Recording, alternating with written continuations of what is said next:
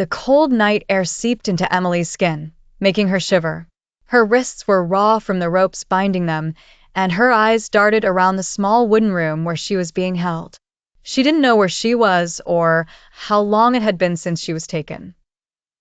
All she knew was that her heart pounded too hard, both from fear and from adrenaline. Then, the door creaked open. The man who entered was tall, broad-shouldered, his presence filling the space entirely. His gaze was sharp, predatory, and the way he looked at her sent a chill down her spine. He moved slowly, deliberately, like a hunter who already knew his prey had nowhere to run. "Finally awake," he murmured, his voice low and husky. Emily swallowed hard. "What do you want from me?"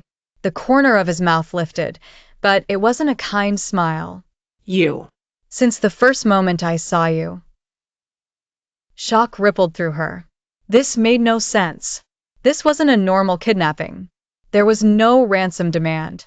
Nothing but the suffocating presence of the man now kneeling before her, his fingers brushing lightly against the edge of her blouse.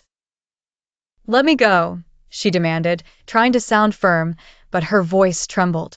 He tilted his head, his eyes burning with something too intense to name. "No." "You already belong to me, Emily. You just don't realize it yet." Her body should have been frozen with fear.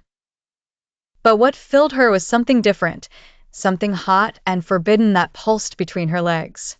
The way he looked at her, as if he could devour her right then and there, made her heart hammer against her ribs.